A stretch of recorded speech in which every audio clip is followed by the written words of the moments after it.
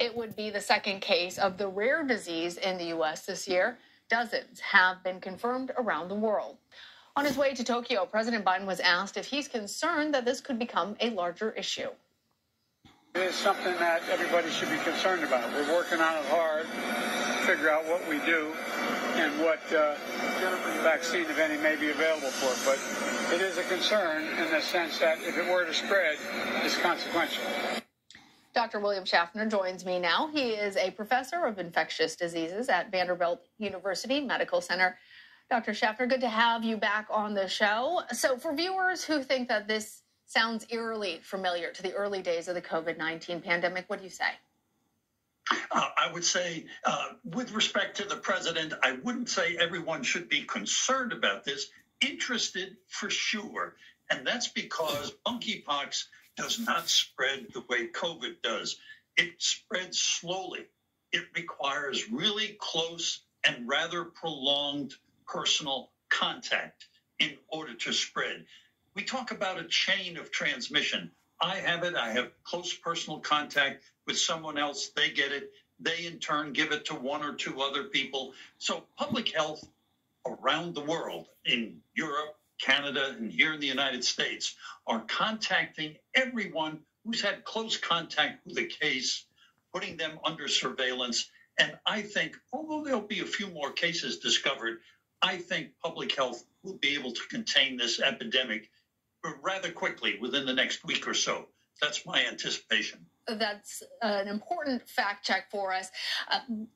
You say that it's very different in terms of how it spreads from person to person than COVID-19, which we later learned was airborne.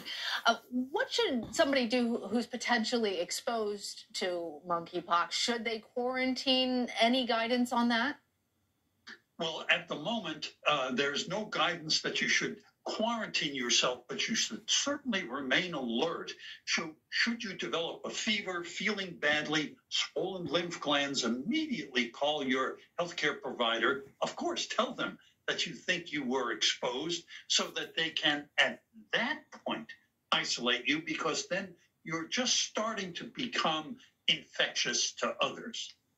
Well, we are still dealing with COVID-19 after more than 2 years.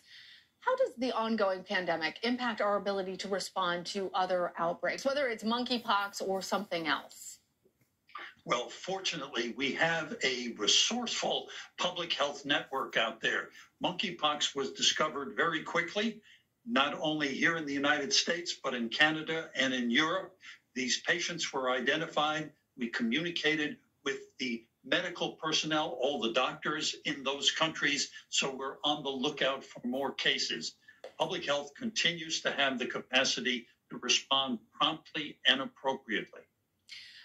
Dr. Schaffner, I also read that monkeypox and the family of viruses that it's related to, smallpox and the like, are very different from COVID-19. I'm going to just hammer this a little bit because I think people right now are so stressed by the pandemic that they want answers about this and they want to know whether or not they're afraid. And I read that it doesn't have the same potential to mutate as COVID-19. Can you talk to us about that? And then also about the ability to vaccinate people, should it become something that is necessary here in the U.S.?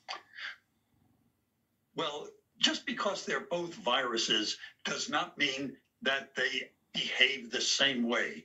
COVID and monkeypox behave in very different ways. As I say, monkeypox really is spread quite slowly, carefully from person to person. You don't have generally large outbreaks of monkeypox in population.